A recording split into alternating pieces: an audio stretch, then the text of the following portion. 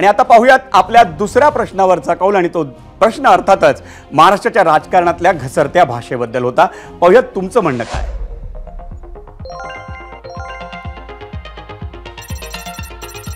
यूट्यूबवर एकूण मतं आली आहेत 60,000.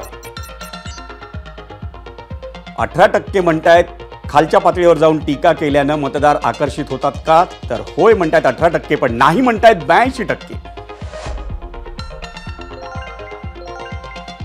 फेसबुकवर आपण पाहतोय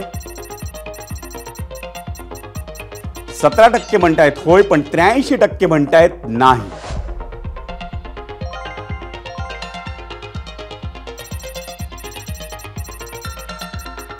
इंस्टाग्रामवर होय असं उत्तर दिलंय 48% नागरिकांनी आणि 52% म्हणतायत नाही.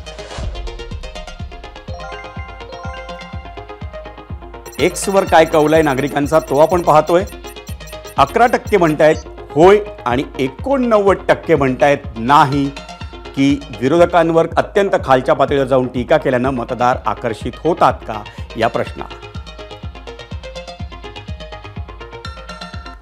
मंडळी, महाराष्ट्र कसा सुसंस्कृत आहे याचे दाखले एकीकडे आपण देतो, पण त्याचवेळी दुसरीकडे आपले राजकारणी, आपले लोकप्रतिनिधी धरबंद सोडून बोलतात, बेताल वक्तव्य करत राहतात. त्यांचं वागणं बघून, बोलणं ऐकून यांना आपले प्रतिनिधी का म्हणायचं असा प्रश्न तुम्हा आम्हा कुणालाही पडेल.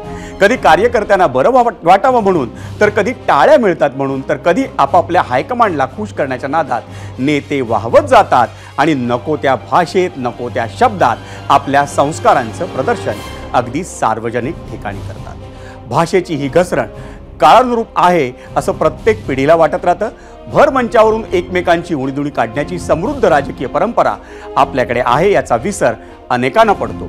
इतकंच सध्याच्या 2020च्या काळात आपले नेते पातळी सोडून जास्त खाली खाली खोल जात आहेत आणि त्यालाच न्यू नॉर्मल समजतायत. हे जास्त धोकादायक आहे.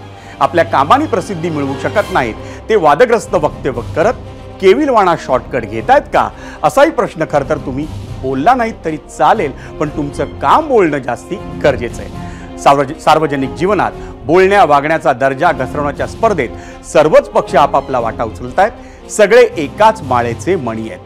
अश्लाघ्य भाषा वापरण्याचे कान टोचावेत असं एकाही पक्षाच्या एकाही ज्येष्ठ नेत्याला वाटत नाही. हे जास्त दुर्दैवी आहे. मंडळी, निवडणुकांचा हंगाम हा वेशेवर येऊन ठेपलाय, त्यामुळे नेत्यांची भाषा जास्त कलरफुल झाली तर आश्चर्य वाटून घेऊ नका. एबीपी माझा, उघडा डोळे बघा नीट.